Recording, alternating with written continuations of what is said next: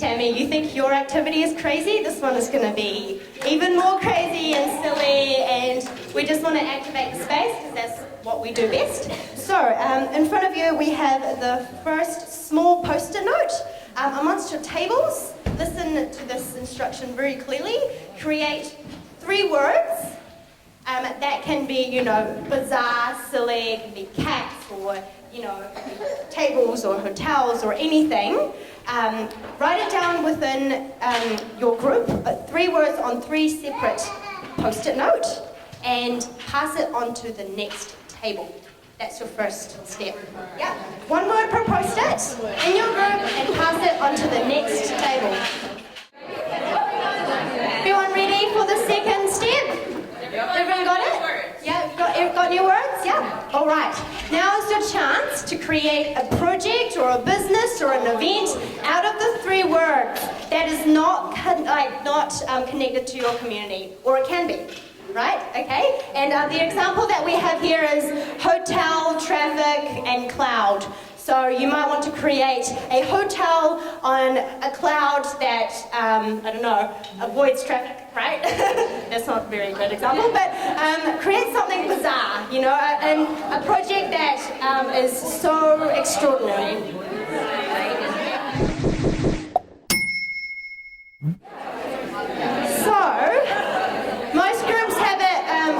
Written down, and please nominate one person from your team to share what you'd like, your projects.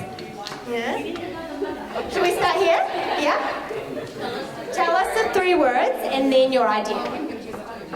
Okay, the 3 words we had was gherkin, portal, and Scrabble. So we came up with an idea for an online portal to a Scrabble-type game that uses a gherkin as an icon to move around the board, and it'll need development, but that's the basic idea.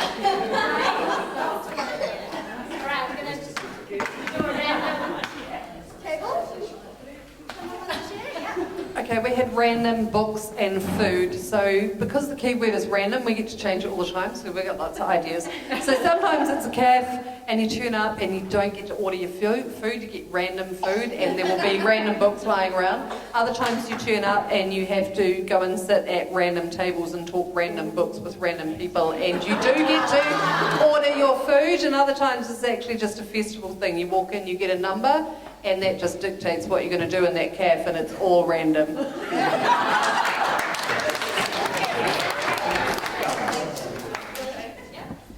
We've got meow, train and soup.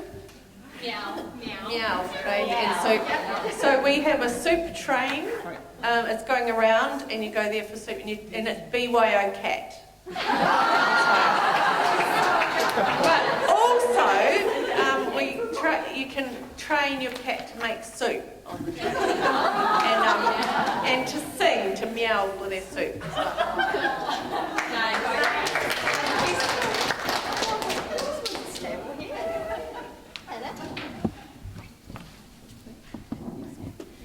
Our 3 random words were sausage, fun and trees, and so we decided to design a sport where small trees are the rackets and you have to hit sausages to get points.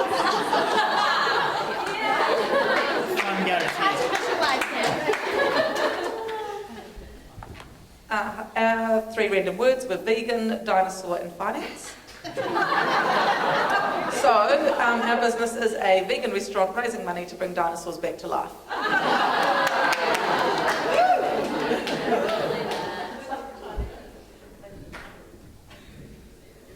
Our 3 words were jewellery, teddy bears and eat. So we decided to make edible teddy bear jewellery, and we even drew a picture.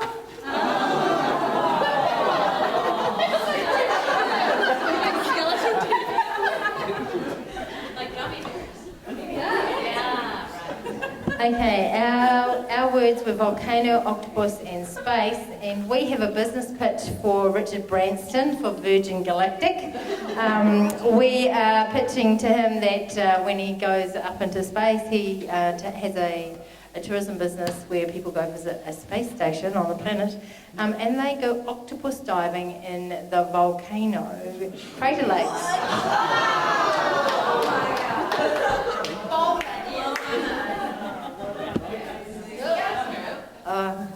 Okay, hi. Our three words were cargo, green, and bike. And we thought, well, a green cargo bike, which could be a number of things, either doing the old conventional thing and going around cafes and things and getting the green waste, or going and picking up kids from preschools and schools, or taking them to preschool and school and dropping them off, or, what was the last one? Distributing vegetables to elderly, or even taking the elderly out for bike rides on the green cargo bike. You can even wheel the wheelchair onto the cargo bike.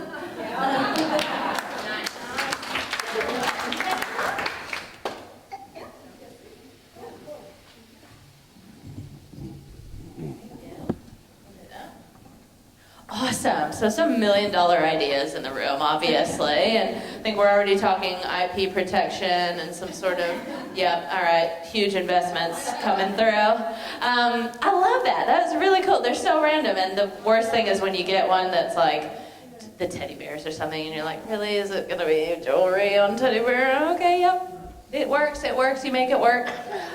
So the first part of the workshop is learning about ideation. And you guys have already, everyone here has already been through a little bit of that when Ryan and Coralie shared their workshop with you on ideation and generating ideas and how they've been doing that through projects. So I'll run through this quickly.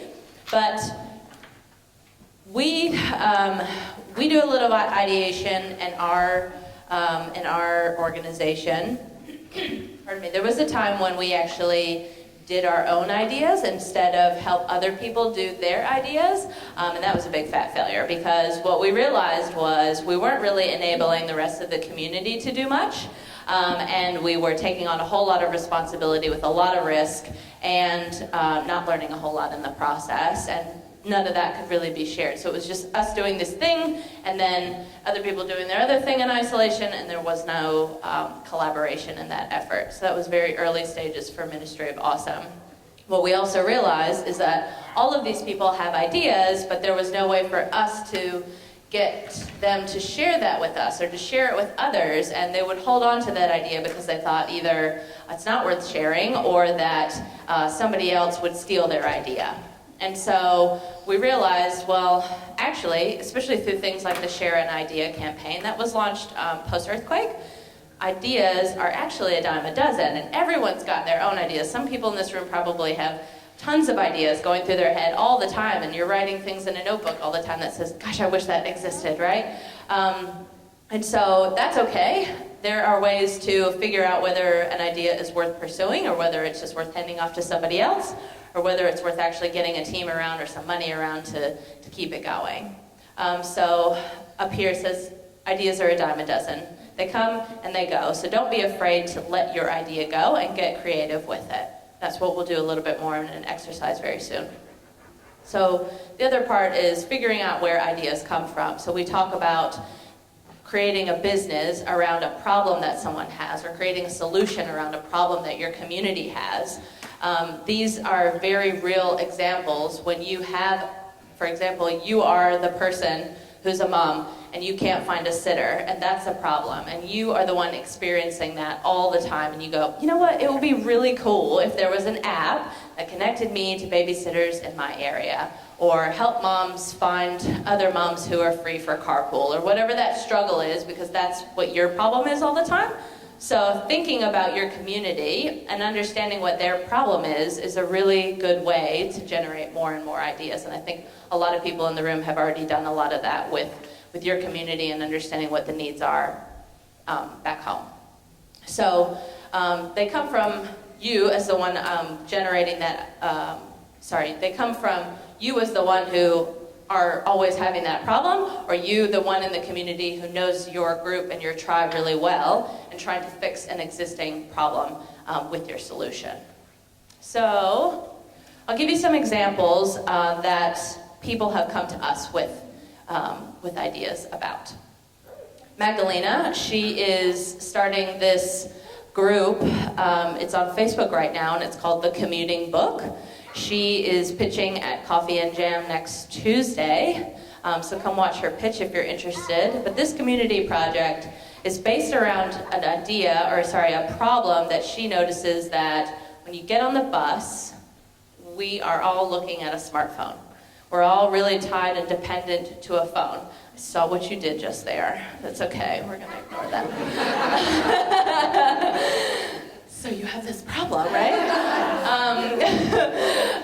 But on the bus, she also realizes that, okay, well, there's actually not a lot of people using the bus sometimes, and we need to change that. We need to change our dependency to our smartphones, and our dependency to our cars. So anything but one person, one car. And so she's created this group where she's going to be doing a bit of a book exchange at the interchange to encourage more readers and creating a community around books. So if you think of it like a mobile book club or people who are engaging with others just based on something I see you reading on the bus. And so this is brand new for her, and she's really just starting this. So this was a really cool idea that she shared with us recently and is now going to be pitching at Coffee and Jam.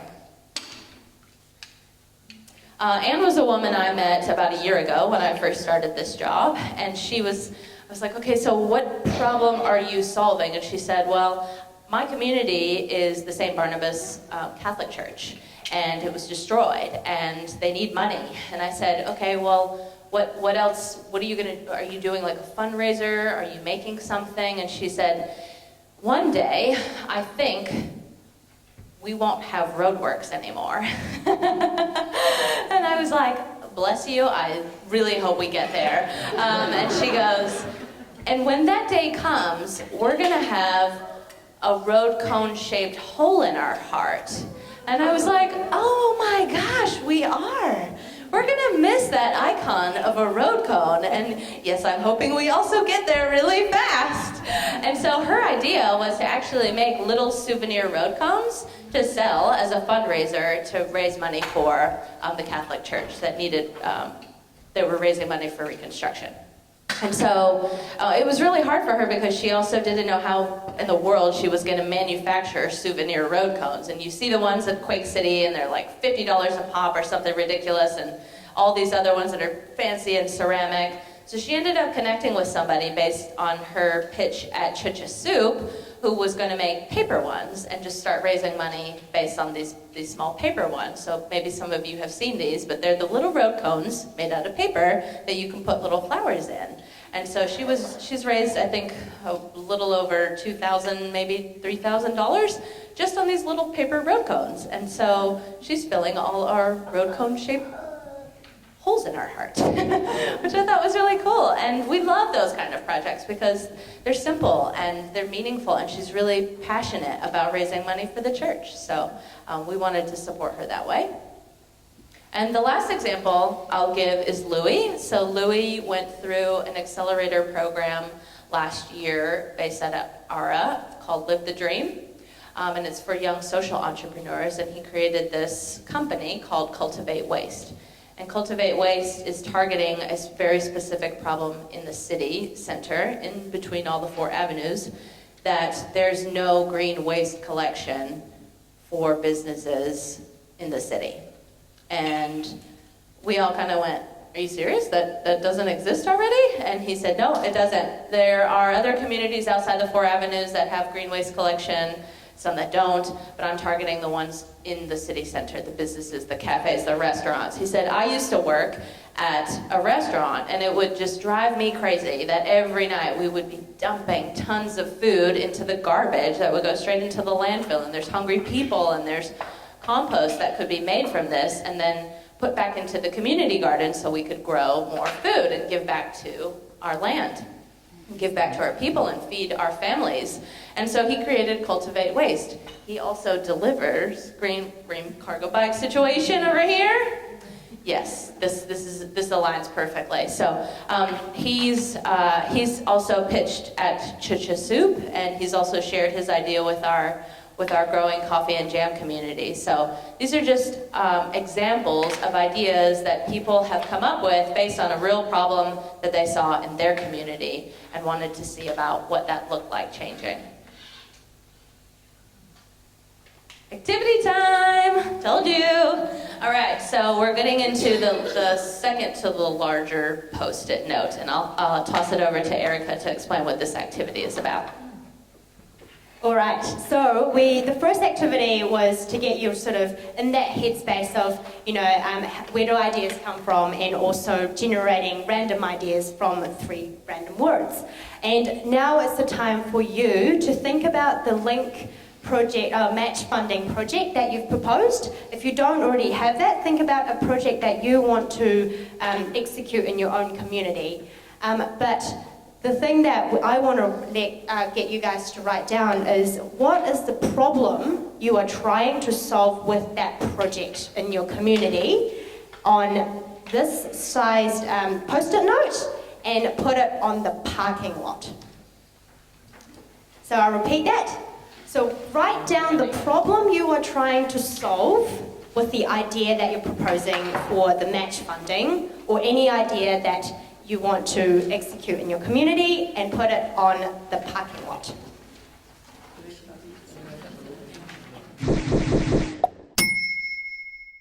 So the reason why we want you to park this at the parking lot is that we will come back to this problem later.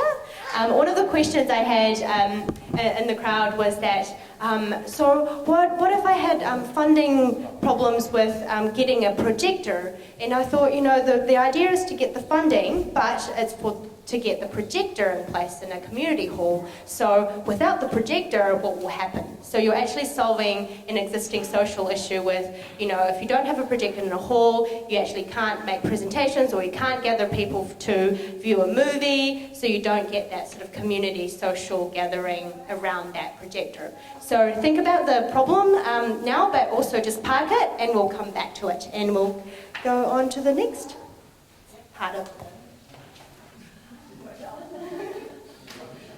I also heard in some of the tables that, I think this is a problem, but I don't know if everybody else thinks it's a problem, or I think it's a problem, but the bigger problem is this other thing. So, the truth is there are a lot of problems out in the world, and I think they're all, if your project in particular relates in some way to that problem, it's probably worth writing down and noting in some way, so that when we get to the pitching part or the communications part of the exercise, that we can address both of those, because I think anytime you speak about your project to other people, you're probably going to want to talk in some way about a lot of those bits that make up the bigger solution.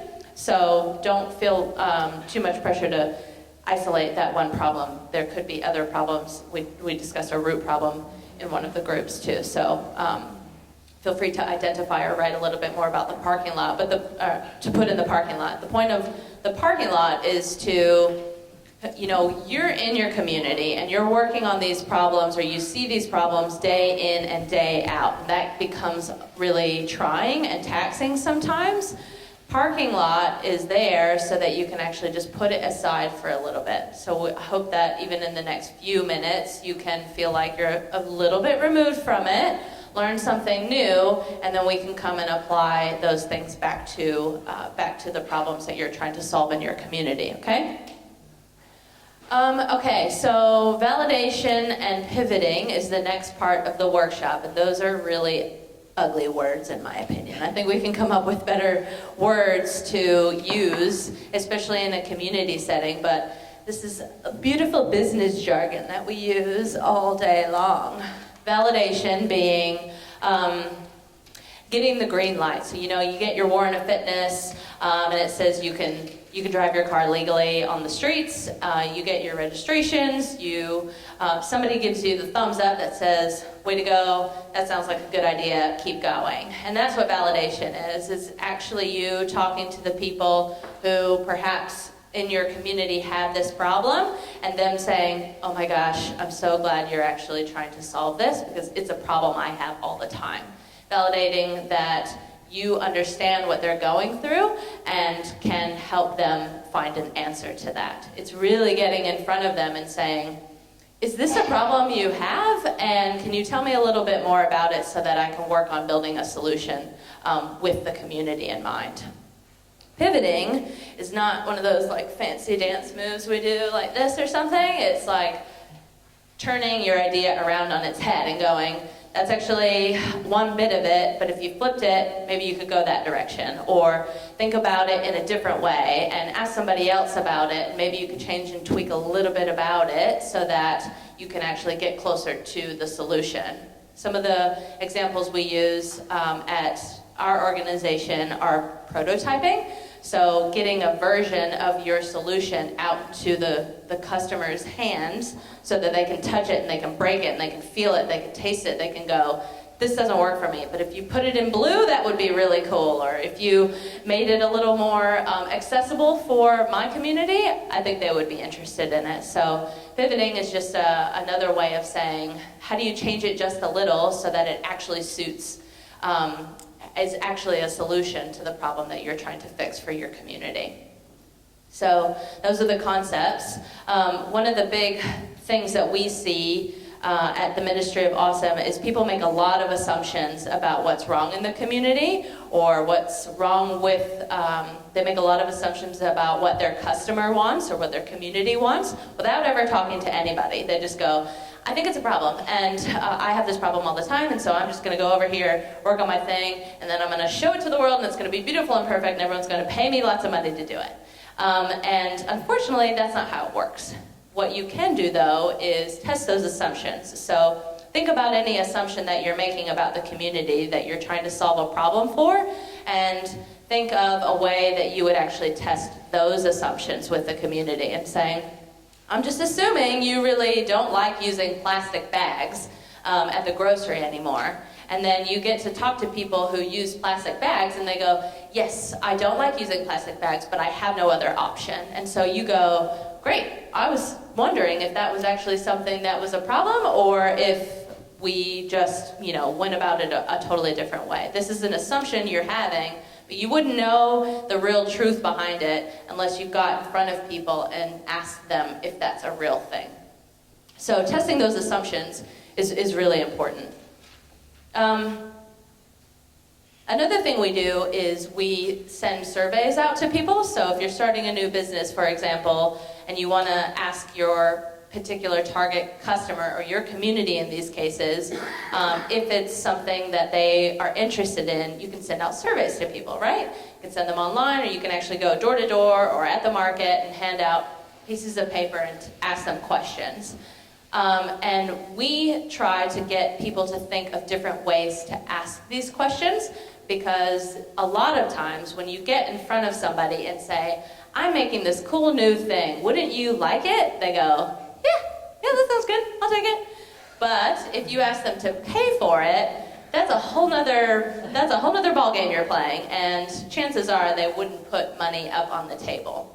If you go, it's this pretty new thing that I am thinking of making, and I wonder if you like it, and they go, yeah, I like it, cool. Like, there's no real feedback here. There's no real sense of why they like it, what they like about it, what is it about that thing that would make them really want to take it home, to put money in front of you and say, that's actually something I would pay for.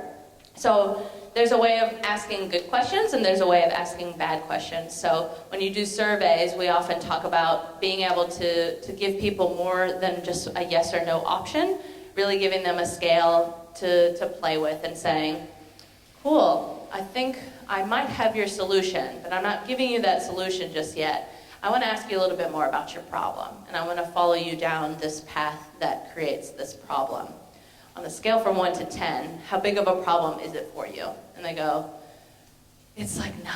I deal with it every day. Or you find out, that's actually 2. Like, I got other problems. It's really not that big of a deal for me. And you can decide to not waste your time anymore, or you go, oh my gosh, 100 people in my neighborhood said that this is like 9 out of 10 a big problem for them. We should be really putting some resources behind this. And you can take this information and this data on the surveys, when you go to ask for funding, when you go to an investor to ask for more money, and you can say to them, I've actually talked to this many people, and they think that this is a really big problem. They've told me, I have the data, I've collected it, and I'm proving it to you, but they say that this is really a thing. So there's ways, and it's better to do that than to say, so I talked to a couple of my friends, and they said if I made this thing, it would be really cool, and they would want it. You know, like city council or whoever you're asking for funding is just going to go, cool story. It's not really, like, prove it. Tell me that there's actually people in your community that say they want it. And how do you know this for sure? So scaling questions or asking some more deep questions about why this is a problem that they have will give you more backing in the end and give you more validity when you're going to someone to ask for help to solve this problem. And the last thing on the bullet points is, does your project actually solve a problem? So sometimes you'll actually discover that you're thinking about this problem over here, but your solution does something totally different. So it's a matter of matching the two. It'll make a little bit more sense in the examples that we're about to share, which I'll probably hand it over to you to share a little bit more about these examples. But really making sure that you've identified the problems that you've put on the parking lots. You're probably already thinking about some solutions and what you may be asking for match funding for, and we want to be sure that these two align. So making sure that you're actually solving something that is a problem is really important. Oh, okay. Erica's going to share a couple examples of what we've experienced with validation and pivoting at the Ministry of Awesome. Great. So we've got 3 examples here.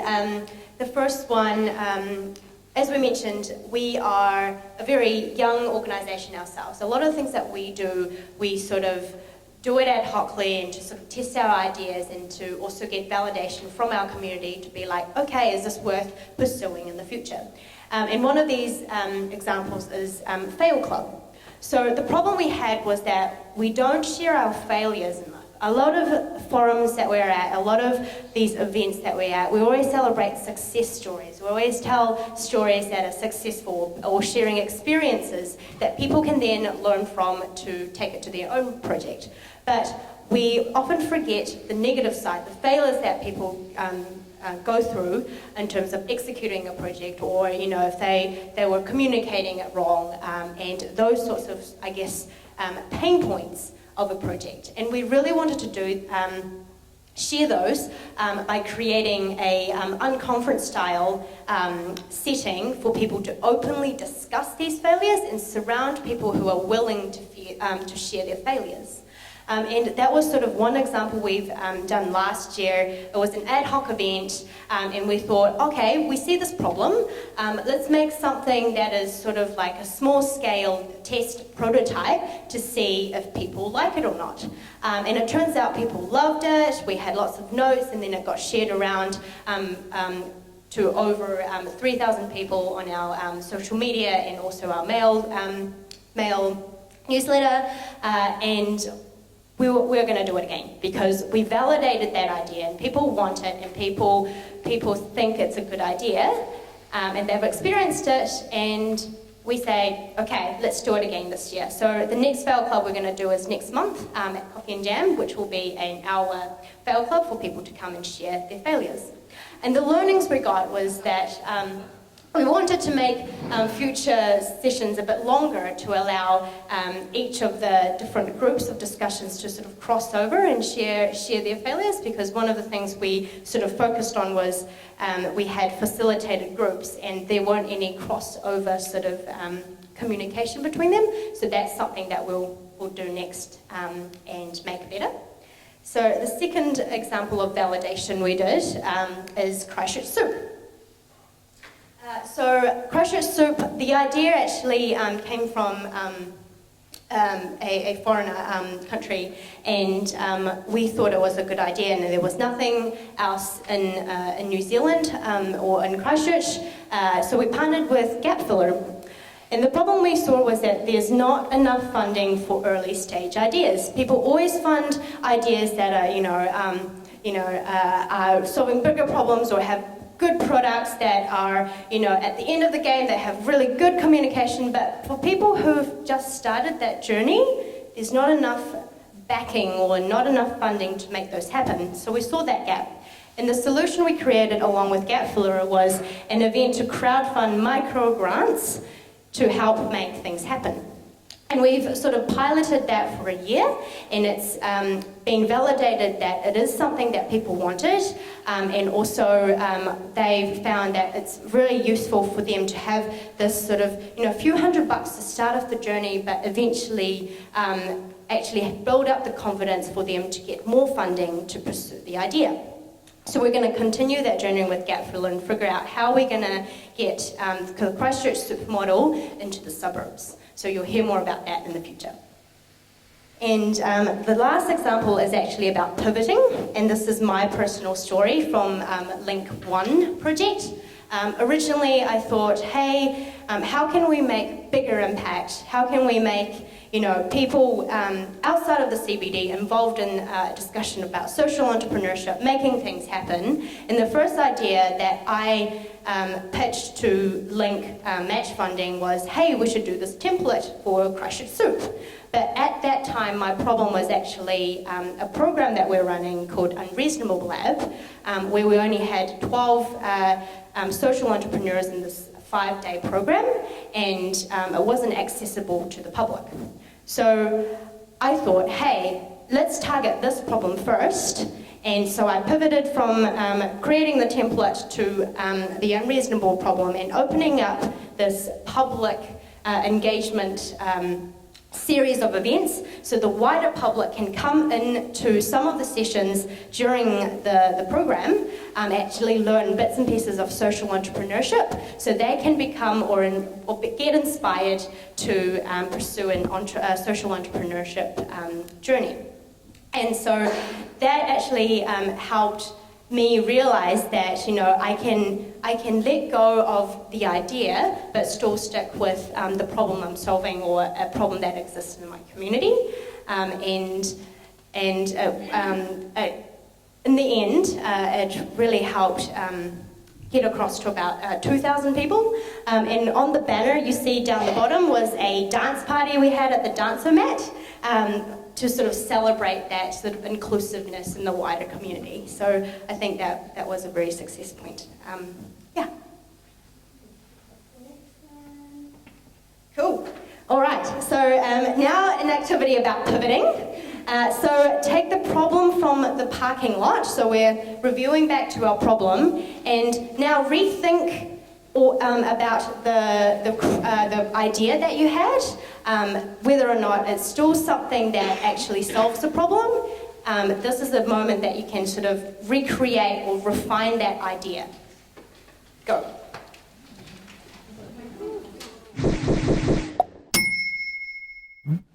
So, I hear some amazing ideas out there, some really cool projects, and a lot of really cool connections being made too. So I think the next part you'll find probably really helpful as far as communicating your idea, because I think where we're at in these stages is also going, okay, this is the thing that I've been working on for so long, and it takes me 5 minutes to explain it to somebody, or 10 minutes, or you just go off on these tangents, and I think those are really fun too, but sometimes, especially when you want to get to standing up in front of a group and saying, here's what I'm doing and I need your help, you will need to maybe shorten that a little. So we'll get into the communications side of things next. I wish every time I pitched somebody in the audience was like laughing like that too, right? That would be awesome. That's the group that we bring together at Coffee and Jam. So if you want to have a good laugh, come on down. So here's some tips on communicating your idea. I've given a much lengthier workshop on this before, but here's some top tips. So at Coffee and Jam, we offer a slot for 5 minutes to pitch your idea. You could pitch even just raising awareness about your idea. You could pitch for someone to sign up on your website. You could pitch that you're looking for this amount of money to raise by the end of the month, or whatever it is you want to just share and spread across the community, but you're only allowed to do it in 5 minutes. And 5 minutes goes so fast. And especially if you're the one who is just like, oh, I'm frozen, I'm nervous, and then 2 minutes have gone by and then you're left with, 3 and you don't know what to do with it. So when that comes to it, I think of the one thing that you want to be sure that you get out of your pitch or your special 5 minutes is, what are you doing? What is it that you do? I run a bike shop for people who want to learn maintenance and repair. I work at Rad Bikes. I'm a bike mechanic, and I love it when people learn how to fix their own bikes. And so people get that, right? They go, okay, it's Rad Bikes, she's the bike mechanic, and it's about maintenance and repairs. Cool. Make it as short and sweet as possible. Often people use analogies in these cases. So in some of the examples that I've seen are, I'm the Uber of whatever it is, or I'm the Tinder of the app like this that does this thing. I connect people in my community to the funding and the resources that need it.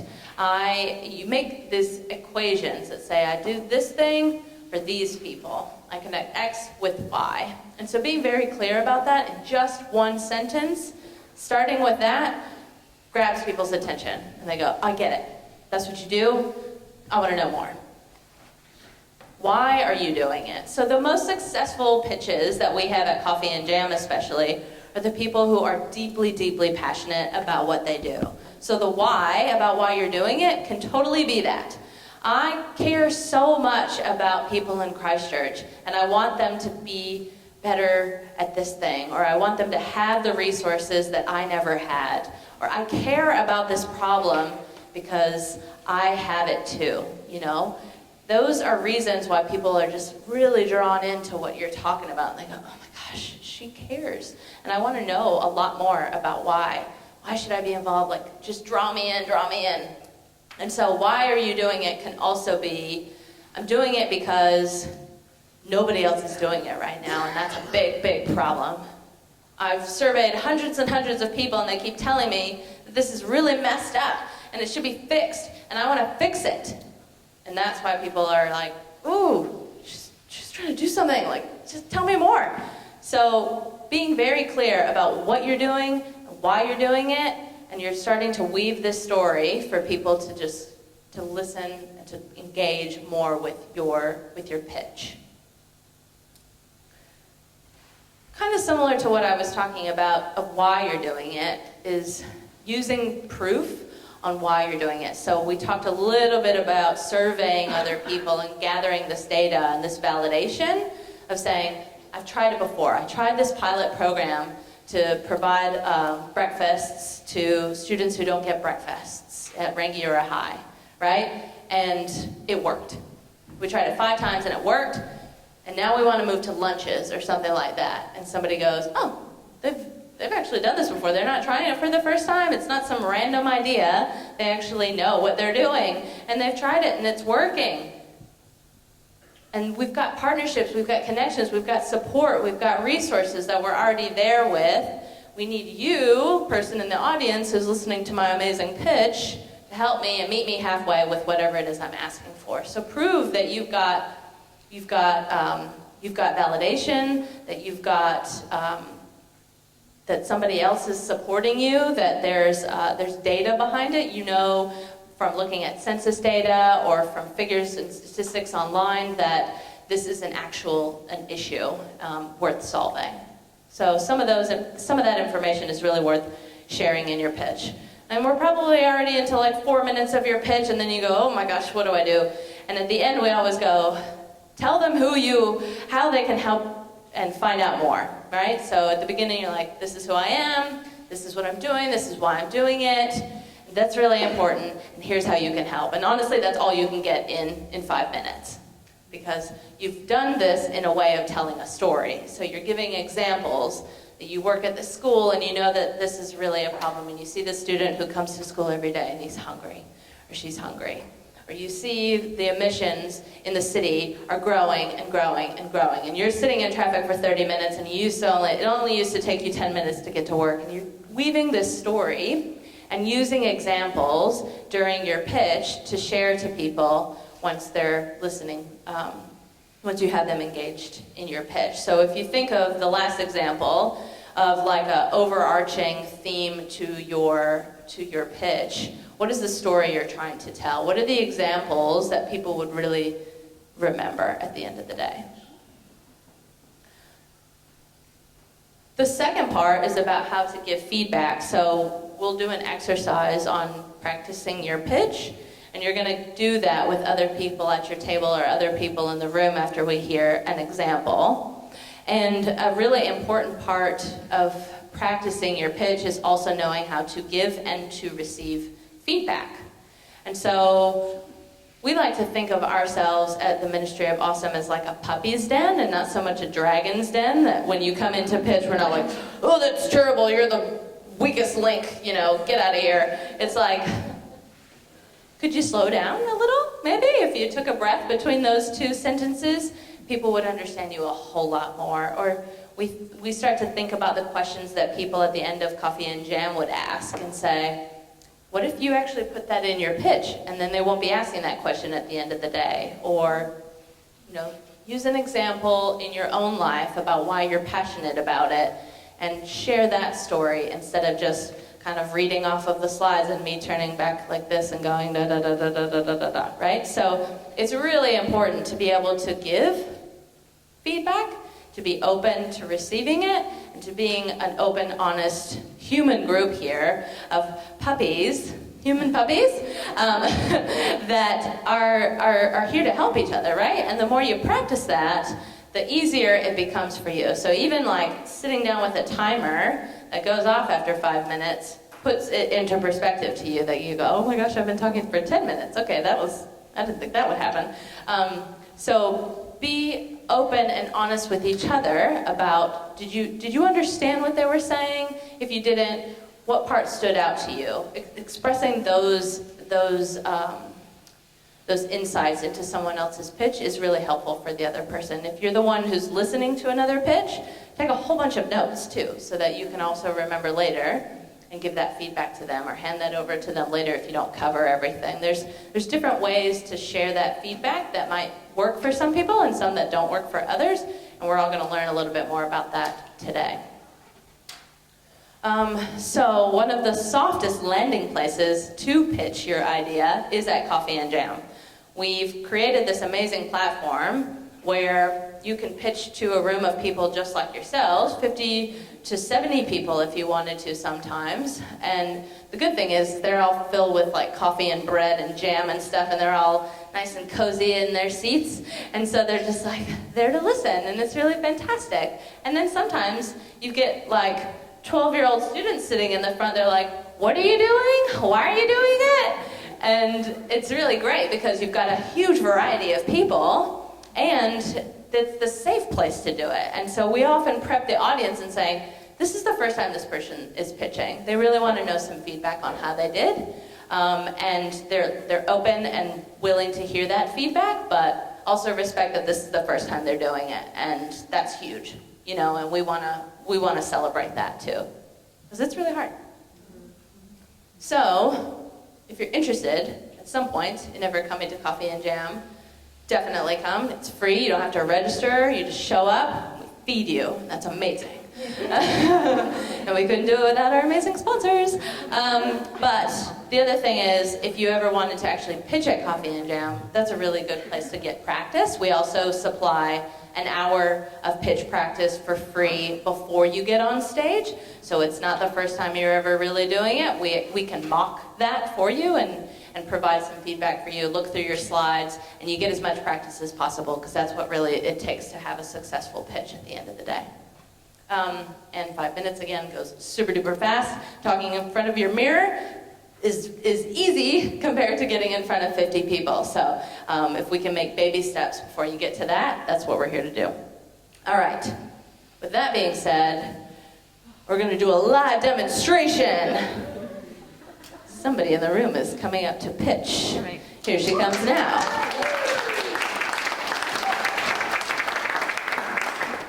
So I'm going to build this up even more. So Hannah is going to share a bit about a project that she's working on. And she pitched this also at Church's Soup, Christchurch Soup. We've talked about this pitch for the pot, Christchurch Soup, a little bit about what that is. So I wanted to also give some context to what Christchurch Soup is. It's in partnership with Gap Filler, like Erica said, but it's where you pay $10. That $10 ticket gets you a bowl of soup, and it also is a $10 that goes into a pot of other $10 tickets. It's not the same pot that the pot of the soup is cooked in, so that's really good. And at the end of the day, so 5 people pitch their project for this pot of cash. Hannah being one of those people, including the Gen Zero group.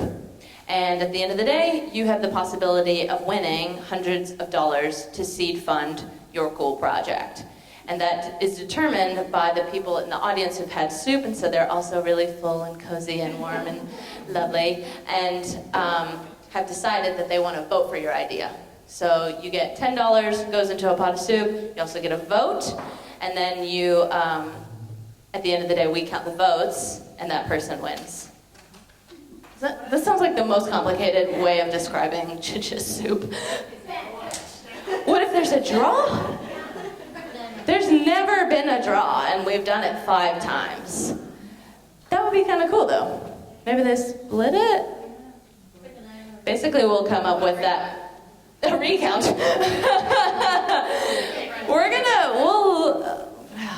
Why'd you have to ask that?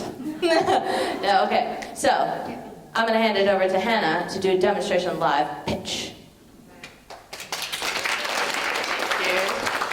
So this is kind of funny because Catarina just spent 20 minutes saying it's really hard to do a pitch in 5 minutes, and Erica said I have a maximum of 1 minute. So all day I've been like, oh, 1 minute, so sharp. So I'm going to try and keep it under. All right, I'm starting. Kia ora koutou, I'm Hannah and I'm part of Generation Zero. We're a group of young people who want a future that's not shit. Christchurch has a once-in-a-lifetime opportunity to become a world-class city known for innovation, smart solutions and livability. SHIFT is a grassroots proposal to help our city achieve this goal. SHIFT stands for Sustainable Healthy Initiatives for Transport. It is a pledge scheme that targets businesses in the CBD, and it removes barriers for their staff to get onto more sustainable forms of transport to work. There's 3 simple steps to the pledge. Firstly, businesses need to have bike racks for their staff to use and a bike to get to and from meetings. Secondly, they need to have encourage metro cards and encourage to have the use of bus timetables in the office. And lastly, they need to have one clear carpooling system, ideally backed up by a carpooling networking night at their work. Once these steps are completed, they're welcome to go over and above, and that puts them in the draw to win awards at our annual awards evening. Our vision is a thriving city centre filled with more people and less cars. Let's start shifting. Awesome. No. Awesome. Well done. What's that? They had pizza. They're full, they're fine. Okay, so, any feedback for Hannah? That was great. Oh my gosh. Any more feedback for Hannah?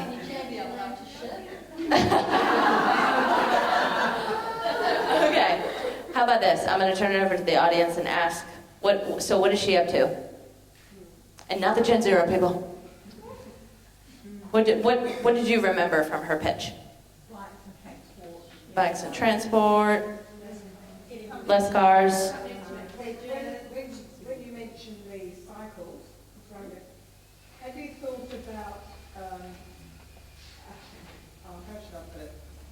Of making sure that there's a good network of safe cycle ways around the city, because if you thought perhaps people might not use them if they think they're going to get run over any time they go. Good question. Definitely, that's a huge challenge, and I know there's a lot of support from the council going into that, and they have been putting up a lot more cycleways recently. It's definitely far from perfect, and there's always more you can do to go above. But I guess with our resources as a group, this is something we can see further reducing barriers to people getting on their bikes. So I guess it's not our problem, cycleways, if that makes sense. Yeah. Absolutely, but it's good because those are things that she's going to have to think about in the future, or the team's going to have to think about in the future. And when it comes to feedback, that's a lot of the times what comes out of the coffee and jam discussions is going, great job, great job, great job. Have you thought about this other stuff that's actually a really big thing? And then Hannah can go confidently, that isn't currently our problem that we're trying to solve. Love that idea. Would love to, continue to think about that and design something that could eventually get to there, because right now we're just working on a pledge campaign. And we're going to start there, and that's our pilot, right? Any other tips? I loved how you started off with the shit, and you could say, we're a way of people remembering your name. We're putting the F into, but by politely not saying, and it was inflection. Ideas are free. The other thing, the awards, I love that idea, because. But also you could get, thinking back to gap filler and community spaces in front of these buildings, funky bike design, cycle stands, a competition for the funkiest design. Yeah, and also looking at how bikes, I've got family in Amsterdam, and one of my most favourite things is hiring a bike, getting lost and coming and just biking, but also you see families out, and you could really, in terms of marketing, and there's funky bike, and I lived in Dresden, where everyone had the funky stuff for the kids on the back, the trailers, that culture, how you pitch the businesses. Yeah. Oh yeah, I just think it's all awesome feedback. Definitely, I know I can see Rosalie writing notes as we speak, so that's good, Rosalie. Yeah, thank you. That's a really good, it's good to have somebody on your team in the audience writing the notes, basically. I liked your, just your three-step approach too, of the three options. It's really easy to just remember. I think 3 is a good number, and but yeah, it was really to the point, and bullet pointing really, 1, 2, 3, and yeah, some of those memory banks. So well done. Anyone else? Back here, yeah. Yeah, I like swearing because it appeals to me. Really like the bit about the awards at the end, because I think sometimes when you're pitching to businesses, they're competitive, so they might not want to do it for the same reasons that you want to do it, but that gives them a reason to want to invest in it when they see that the company down the road's got an award for being a better employer, kind of thing. So, that's a really cool idea, and we were just thinking that you could throw in the concept of the team meeting bike. The team lunch bike, so you get the 5-seater going down, and then peer pressure comes into play when all the rest of your team's stuck on the great big long bike. Hard to get around corners, but just go straight. I have the funniest visions of Erica and I doing tandem, commuting to our meetings or something. I'm just going to jump in as the cameraman. Yes! I should probably listen to see if I can hear myself. No, I love the idea. One thing that I was thinking about, because I was having a discussion with somebody about this recently, is, and this is probably showing my age, jumping back to when we were younger, catching the bus, used to get a return transfer, and it was all day. And of course they took that away, and that was, at the end of the day they're a business, they need to make money, so that was sort of, the reason behind that. I know that Metro cards, you get a little bit of discount, you can get concession cards, those sort of things. Have you thought about possibly offering some sort of a discount to a business who sort of, purchases, 20 or so at the same time, or pitching that idea to the Metro Centre to sort of see if they'll be willing to sort of, give somebody sort of a discount? Because I think the last time I caught a bus it was $6 something, and I sort of thought, well, from my house and back, it's probably the same in gas, it's sort of that incentive. And the other thing I wanted to add was, have you thought about doing, sort of like a bike race event around the city or something, but everybody has to be wearing business suits or something like that, just to sort of, throw that flair in. Again, it's that whole competition side, but, something funky as well, sort of mixes the two. Sorry, I've thrown a lot at you there. Firstly, the Metro card. So ECAN does all the buses. It's actually someone from me, yeah.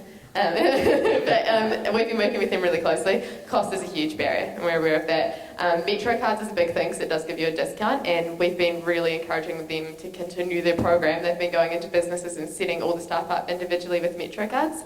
And what we actually want to push is for businesses to turn all of their ID cards into Metro cards, which ECAN currently does, and they've increased their people on the bus by like 50% or something, just because it's on your ID anyway. So. And CDHB have been logging some credit onto theirs, so it's not really in our hands, but we hope that this pledge can encourage them and say there's a thirst for this, so you should be doing this more. Secondly, the race sounds so cool. It actually just made me think, I heard the other day that like lawyers and accountants do this ski day sometimes, where they go and they have this big competition and race up in the hills, and I don't know. But anyway, doing it as a bike race would be awesome. We've run bike races before as Gen Zero, but for students, and I think it'd be really cool to do it as business. Nikki really wants to say something. Thank you. I was just, because I'm quite a visual person, I was just thinking about the pitch itself, and I would love to have seen something visual come out of your pitch, and I'm just thinking about those the dots that you put on, the sticky dots you can use on walls and things, and then you have the hooky bit on the other side. And if you could put your main points on your back and just turn around and show the main points, so that visual people like me could just clock those things that you don't want us to forget. And you have the website on your ass. And the website on your ass. So on that, oh no, why, it will be fine. So over the weekend, exciting news, we actually just launched our landing page, www.theshift.nz, and it's just a landing page at the moment, but it has our partner deck on it, which Rosalie's done an amazing job of, and there you can actually find out more information and how people sign up, and a more detailed explanation of how the pledge works. So I welcome you all to go on there and have a look at that partner deck and sign up for our mailing list. Well done, Hannah. Cool. Okay. So hopefully you got some tips on what to do with your pitch and maybe how to think about it a little differently. We're actually going to get into, we're running a little short on time, so I want to get into that exercise part. So this is the big sheets of paper, and this is where you write down your 1 minute pitch. And it is only going to be 1 minute because we're super short on time, and we're going to pitch to each other in the table groups that we're already in. So use the paper that you have. Use the paper that you have to write your 1 minute pitch. What are you doing? Why are you doing it? Why should they care? And we're going to float around to help you finish those up.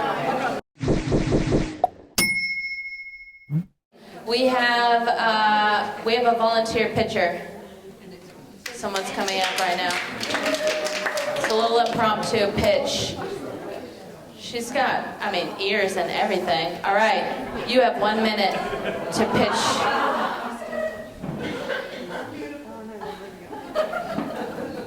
I'm in the way. 1 minute. You ready? Amazing. Okay, this is, the Big Listen is happening all through August, across New Zealand. I'm Nikki and I'm from Plains FM, and these are my friends.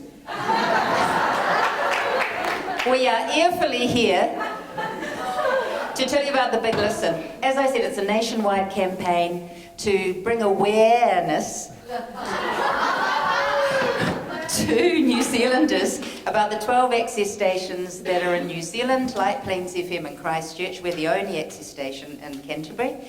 And so we want to celebrate, or we are celebrating, the fact that we are here for people to utilise as a resource, to get them on ear, to give them a voice, and to have fun and just be connecting with our communities. So the Big Listen is the first time it's ever happened in New Zealand, supported by New Zealand On Air, because they're into getting the community, local sounds on air like us, and they're one of our major funders.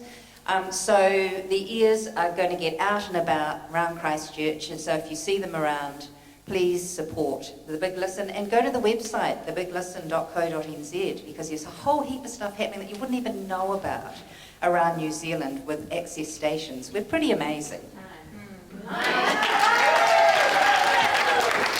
Well done. All right. The ears, they spoke to me.